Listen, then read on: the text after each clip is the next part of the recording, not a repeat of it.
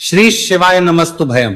दोस्तों, जैसा कि आप सभी लोग जानते हैं कि 28 अप्रैल 2026 यानी मंगलवार को पड़ रही है वैशाख मास की शुक्ल पक्ष भौम प्रदोष व्रत। और दोस्तों, ये वह तिथि है जो वैशाख मास में पड़ने वाली सबसे बड़ी तिथि है, क्योंकि ये मंगलवार के दिन पड़ रही है और इसका बहुत ही बड़ा और विशेष महत्व होता है।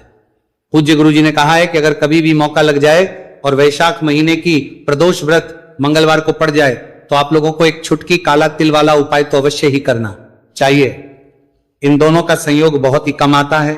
इसी के साथ में गुरु जी ने अपनी शिव पुराण कथा में बताया है कि इस दिन आपको एक छुटकी काला तिल वाला उपाय तो आपको अवश्य ही करना चाहिए, क्योंकि ऐसा दिन पूरे साल में सिर्फ एक ही बार आता है।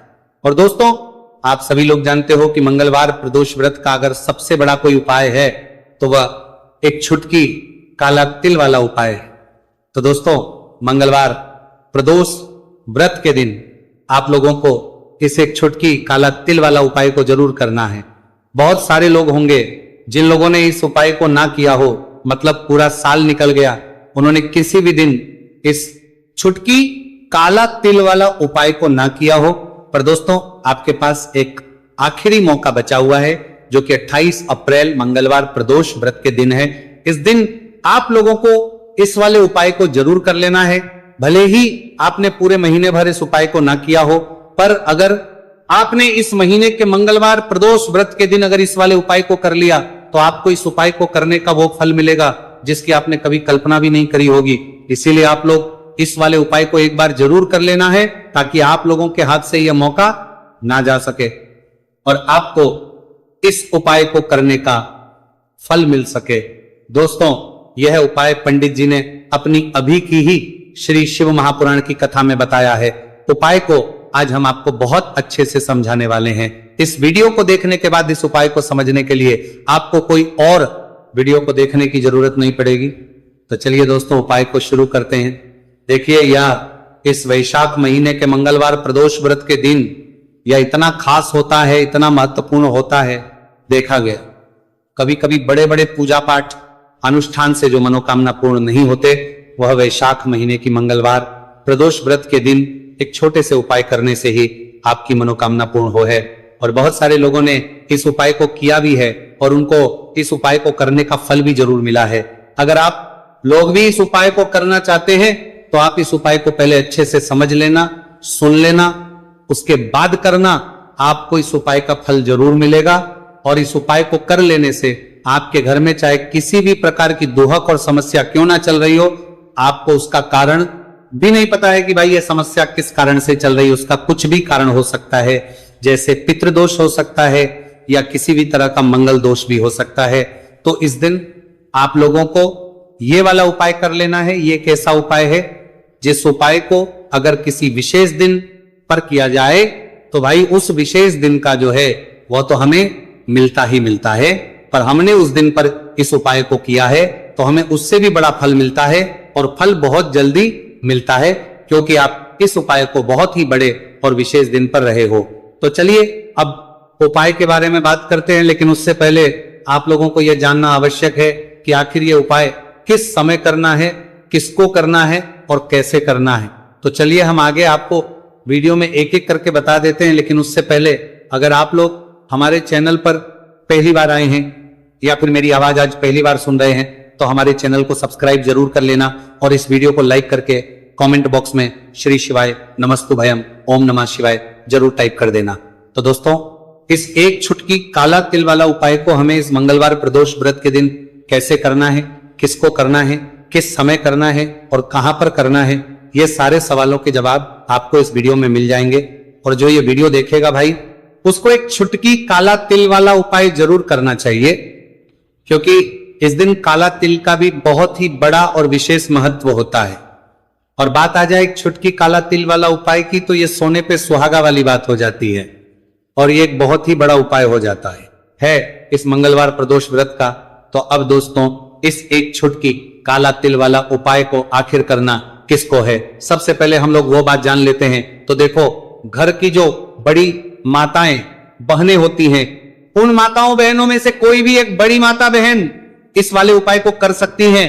और दोस्तों, अगर आप तो अपने घर में से सभी सदस्यों को भी इस उपाय को करवा सकते हैं। अगर किसी व्यक्ति की खुद की कोई मनोकामना है, खुद की कोई दुख और परेशानी है जो कि वह अपने लिए ही करना चाहता है इस वाले उपाय को, तो वह खुद अपने लिए भी कर सकता है। बाकी अगर कोई घर में से ऐसा है जो कि अपने पूरे घर परिवार की सुख और शांति के लिए ये वाला उपाय करना चाहता है तो भाई वो भी कर सकता है, उसमें भी कोई दिक्कत वाली बात नहीं है। कहने का मतलब है कि इस उपाय को हर एक सदस्य भी कर सकता है और पूरे घर परिवार के सदस्य के लिए घर की बड़ी माताओं बहनों में से कोई एक माता बहन भी कर सकती है। माताएं बहनें अगर घर में उपस्थित ना हो या वह ये वाला उपाय ना कर पा रही हो तो फिर घर का कोई बड़ा सदस्य भी इस एक छुटकी काला तिल वाला उपाय को कर सकता है, चाहे फिर वह पुरुष ही क्यों ना हो, उसमें कोई भी दिक्कत वाली बात नहीं है। उसके बाद में दोस्तों जो अगला प्रश्न निकल आता है वो ये आता है इस उपाय को लेकर के आखिर इस उपाय को हमें किस समय करना है, सुबह के समय करना है कि शाम के समय करना है। तो देखो इस वाले उपाय को आप लोग सुबह के समय भी कर सकते हो और शाम के समय प्रदोष काल में भी करना है सकते हो। अब अगर आप पूछो कि भाई सबसे उत्तम समय कौन सा रहेगा इस एक छुटकी काला तिल वाला उपाय को करने का, तो हम आपसे बस यही कहेंगे कि इस उपाय को आप सुबह के समय करेंगे तो ज्यादा बेहतर होगा। बाकी अगर प्रदोष काल शाम के समय भी करेंगे तो भी अच्छा होगा, उसमें कोई भी दिक्कत वाली बात नहीं है। तो अब दोस्तों जो अगली सबसे बड़ी और महत्वपूर्ण बात आती है वो ये आती है कि सुबह अगर हम उपाय को करेंगे तो हमें कितने बजे से लेकर कितने बजे तक के बीच में करना है, और शाम के समय प्रदोष काल में करेंगे तो हमें कितने बजे से लेकर कितने बजे के बीच में करना है। तो देखो सुबह जितनी जल्दी हो सके आप उपाय को करने की कोशिश करना कि अगर किसी कारणवश लेट भी हो जाओ, थोड़ी देर भी हो जाए तो 10 या 11 बजे तक भी आप उपाय कर लेना, पर 12 बजे से ज्यादा देरी ना हो, ठीक है, इस बात का ध्यान रखना। उसके बाद में दोस्तों अगर शाम के समय प्रदोष काल की बात करें, प्रदोष काल का जो समय है होता है वो शाम के 6 बजे से शुरू हो जाता है। मतलब शाम के 6 बजे से लेकर 7 बजे के बीच का जो समय होता है यह समय प्रदोष काल का समय होता है। तो आप उपाय को 7 या 8 बजे के बीच में भी कर सकते हो, मतलब शाम के 6 बजे से रात 8 बजे के बीच में आप कभी भी इस वाले उपाय को कर सकते हो, उसमें कोई भी दिक्कत वाली बात नहीं है। देखिए यदि आपके जीवन में संकट बहुत ही अधिक चल रहे हो, समस्याएं बहुत ही अधिक चल रही हो, एक एक रूप खर्च करने आपको बस ओढ़ रहा है, भूमि से जुड़ी हुई कोई भी समस्या हो या फिर आपके विवाह से जुड़ी हुई कोई भी समस्या हो या आपके व्यापार से जुड़ी हुई कोई भी समस्या हो, तो आपकी यह सारी समस्या इस मंगलवार प्रदोष व्रत के दिन समाप्त होने वाली है। तो चलिए दोस्तों जानते हैं उस विशेष उपाय के बारे में। देखिए इस वीडियो में हम पूज्य गुरुजी द्वारा बताए गए 3 बहुत ही चमत्कारिक उपायों के बारे में जानेंगे। देखिए ये जो उपाय है आपके जीवन से दुर्भाग्य का तो अंत करेंगे ही, साथ ही साथ यदि आपके जीवन में धन की समस्या चल रही है तो वह सभी भी आपकी समाप्त हो जाएंगी। देखिए गुरुजी ने बताया है कि जब भी मंगलवार प्रदोष व्रत का दिन पड़े तो हमें कर्ज मुक्ति के लिए कुछ उपाय करने चाहिए। इसी के साथ हमें धन प्राप्ति, भूमि से जुड़े कार्यों और विवाह के लिए भी उपाय करने चाहिए। तो चलिए दोस्तों जानते हैं गुरुजी द्वारा बताए गए सबसे पहले उपाय के बारे में। देखिए यह उपाय विशेषकर उन लोगों को करना है जिनकी भूमि से जुड़ी कोई भी समस्या चल रही हो, यानी कि उनकी भी जमीन से जुड़ी हुई समस्या चल रही है, यानी कि जो लोग मकान खरीदना चाहते हैं या फिर उनका खेत से जुड़ा कोई भी केस चल रहा है या फिर जिनके भी विवाह में विलंब हो रहा है या फिर जिन भी लोगों के जीवन में कर्ज बहुत ही अधिक बढ़ने लगा है, कर्ज जो है वो चुका नहीं पा रहे हैं, तो गुरुजी ने कहा है कि ऐसे लोगों को यह उपाय करना चाहिए। देखिए इस उपाय के लिए आपको थोड़े से काले तिल ले लेने हैं। देख आपको मात्र एक चुटकी काले तिल ले लेने हैं, इसी के साथ में आपको थोड़ा सा शहद ले लेना है, फिर सबसे अंत में आपको एक लोटा शुद्ध जल ले लेना है।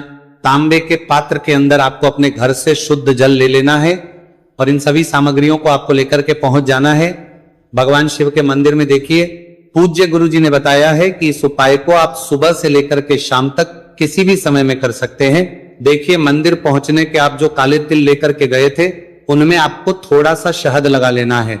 देखिए आप जो शहद लेकर के आए हैं उस शहद में आपको ये काले तिल अच्छे से डुबो देना है और शहद से युक्त ये जो काले तिल हैं इन्हें आपको शिवलिंग पर अर्पित कर देने हैं या फिर आपको शिवलिंग के चारों तरफ अच्छे से काले तिल का लेपन कर देना है। पूज्य गुरुजी ने बताया है कि लेपन करते समय यदि आपके जीवन में कर्ज से जुड़ी समस्याएं चल रही हैं लेपन करते समय आपको आर्यन मुक्तेश्वर महादेव का स्मरण करना है, या फिर आपके जीवन में विवाह से संबंधित या फिर जमीन से संबंधित कोई भी समस्या चल रही है तो फिर आपको मंगलेश्वर महादेव का स्मरण करना है। इसके बाद जो आप जल लेकर के आए हैं उसे आपको धीरे धीरे शिवलिंग पर अर्पित कर देना है, तथा आपको लगातार शिव महापुराण के मूल मंत्र श्री शिवाय नमस्तुभयम इस मंत्र का जाप करते रहना है।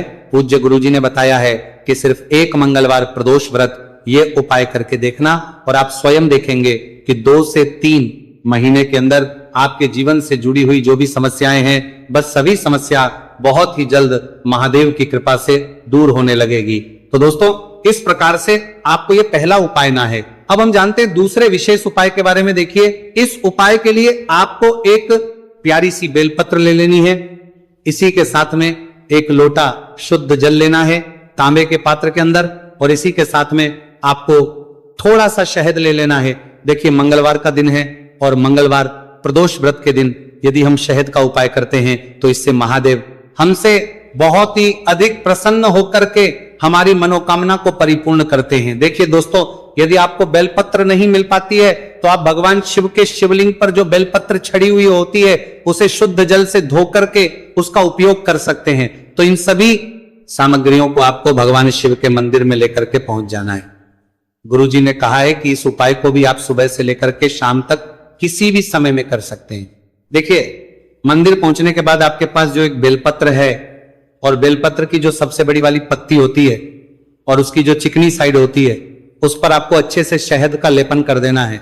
यानी कि बेलपत्र की बड़ी वाली पत्ती पर, पूरी ही पत्ती पर अच्छे से शहद लगा देना है।